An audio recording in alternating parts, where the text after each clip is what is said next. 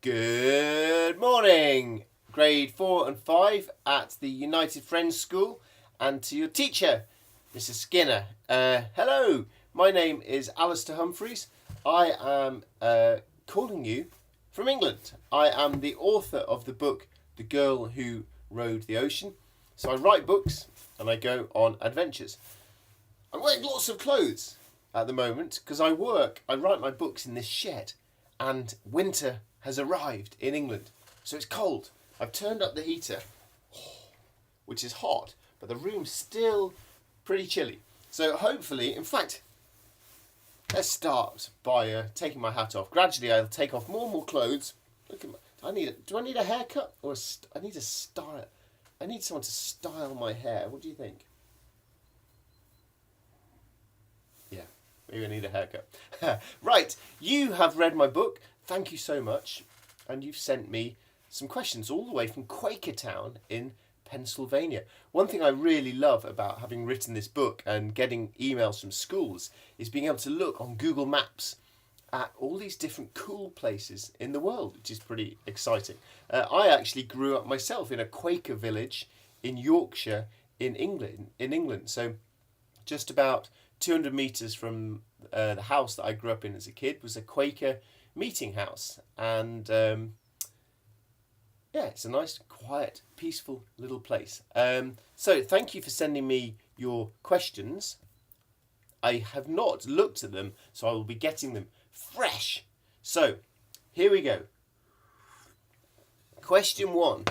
Did you save a sea turtle like Lucy did when rowing across the ocean? Okay. It's writing books.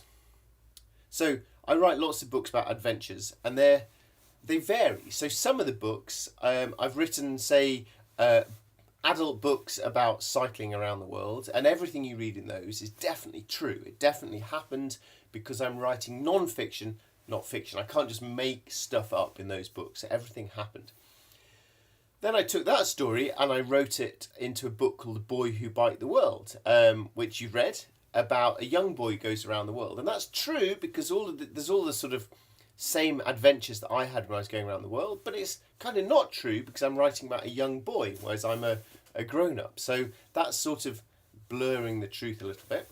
And now I've written The Girl Who Rode the Ocean. Now, I am not a girl. Never have been. And so that's obviously me changing the truth of my experience rowing the ocean, for a start, to have a girl. Another problem with rowing the ocean was when I rowed across the ocean, everything went very smoothly, very successfully, very safely, very much to plan. We did a very good, sensible, efficient crossing the ocean, which was great at the time when I was on a boat in the ocean. When I came to write the book, though, it kind of meant it was a bit boring because when I rode the ocean, not very much happened. And so with this book, more than any other adventure and travel book I've done, I've mixed the truth of my experience with making some stuff up as well.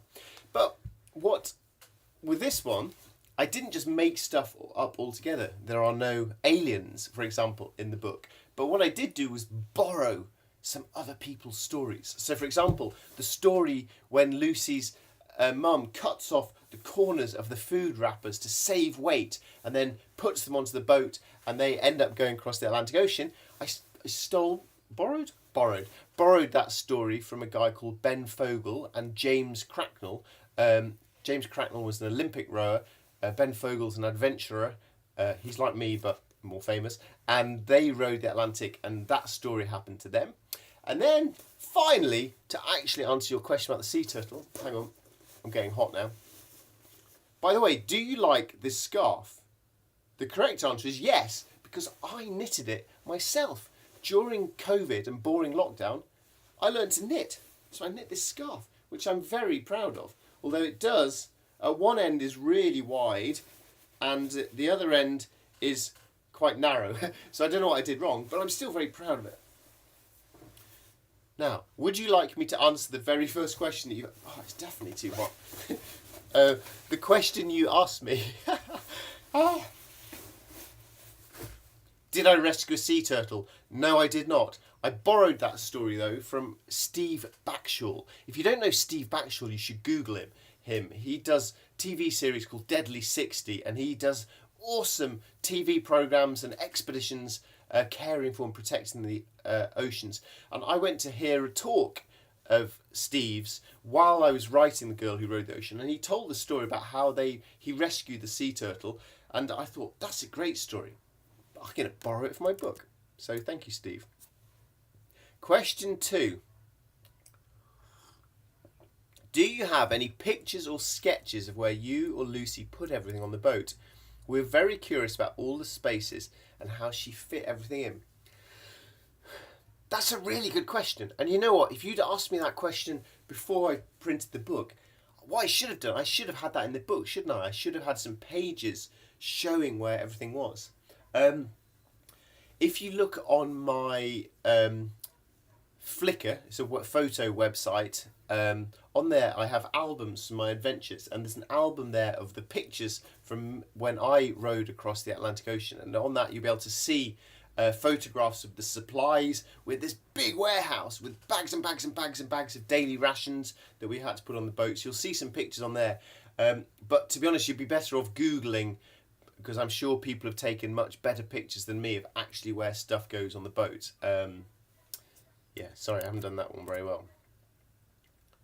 How much chocolate and how many banana sandwiches did you eat on your adventure? Well, cycling around the world, I ate a lot of banana sandwiches because they're cheap and energetic and easily available. Although I have to say I didn't eat quite as many as Tom did in the book. He really went to town on those. I didn't really eat any chocolate when I was cycling around the world because I had so little money that I was always, in every country, I just had to always concentrate on buying the cheapest cheapest food that was good for exercising. And chocolate's just kind of expensive in a lot of countries in the world. You can get a banana is cheaper. So when money was tight, I didn't eat chocolate. Rowing the Atlantic, however, we had lots of chocolate. Although Marin, who the Slovenian guy who's in charge of the food in our boat, he doesn't really like food. He's not very interested in food. So for Marin, all he cared about was every day we need to have so many calories, so much carbohydrate, so much protein, so much fat. Here is a menu that will do this. Now let's have the same thing every single day, 60 times in a row. And so we didn't have much variety on our boat, and we didn't have much variety of chocolate. So we basically had Snickers bars, lots and lots and lots and lots of Snickers bars, which I quite liked at first, but by the end I was massively sick of them. I don't think I've eaten a Snickers bar since, to be honest. How long did it take you to sail across the Atlantic? So I've crossed the Atlantic. Well, I've crossed the Atlantic quite a few times. So I've crossed it in aeroplanes, which takes about 8 hours. I crossed it in a sailing boat, which took 17 days. And then I've crossed it in a rowing boat, which took 45 days. Did you have different buckets like Lucy, and did you ever mix them up? Yes, so as much of the book as possible was true. So yeah, we had 2 buckets on our boat. We had the toilet bucket and chuck it, bright red, and then we had a black bucket for doing other stuff like scooping up water to wash out the decks, or scooping up water to wash our clothes with, or to dump on our heads and wash our bodies, or scooping up water to do some washing up. So yeah, we had 2 buckets: red, toilet, black, everything else. Do not mix them up. What was the most fun and scary part of your adventure? Okay, the most scary. So we didn't thankfully did not capsize like Lucy did. The accounts of the capsizing I borrowed from a friend of mine called Sarah Ooten.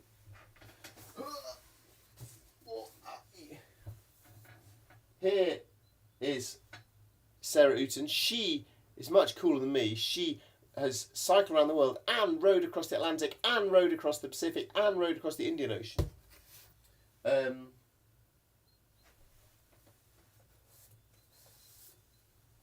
While I'm at it, Ben Fogle and James Cracknell crossing Atlantic. This is where I got the story for cutting off the corners of the food packets from. And somewhere I can't find Steve Backshall's book, but look on YouTube for Steve Backshall. He's cool. So we didn't capsize, but the most scary thing for me were the early nights of the trip when we had big wind, big waves, really, really blowing hard, massive waves crashing over the boat. And because it was early on the adventure, we didn't really know what we were doing yet. We're not used to this. We were very, very tired. We were very, very seasick. And those first few days I found so frightening. I really, really would have paid a lot of money to escape from the boat then and come back home and watch TV and eat ice cream. So that it was very scary those first few days. The most fun part, maybe swimming in the beautiful warm waters of the Caribbean. Or I tell you what was the most fun, getting off the boat at the other end when we were so excited to see land and trees and different people, and we were so hungry, and we went to a restaurant and we ate food and it was delicious. Then we slept in a comfy bed, and the next morning we had a shower. Oh, and by the way, the bed was dry, it wasn't wet, it was dry. And in the morning we had a shower, and then we went for breakfast and we ate pancakes. That was so nice. Other things that were fun, seeing a moonbow was pretty fun. Putting on I tell you what was just fun was sunset. You're rowing along, all four of us were awake. We'd put on some music and row, have a little dance, maybe a bit of a sing, and just think, wow, this is awesome to be out here in the middle of an ocean. We are lucky to be here. Do you have a recipe for your banana sandwiches? Well, actually, in The Boy Who Biked the World, there is a recipe which involves getting a piece of bread, peeling a banana, fancy, put the banana on top of the bread, put another piece of bread on top, squash it, eat it. These days, I'm a bit fancy at these days. So if you want my current recipe for banana sandwiches, here's what I recommend. Toast your bread, and then onto the banana, put the banana on and then mash it up with a fork. So you've got squidged up, mushed up banana. You can either have it like that, or you can then drizzle some honey on top, or maybe spread some peanut butter on top of that as well. So that is my latest recipe for banana sandwiches. I don't think I'll be doing a recipe book. That is the end of all your questions. It's definitely too hot in here now. I will get on with my day writing a new book. Thank you very much for all of your questions, and good luck with all of your own adventures. Bye.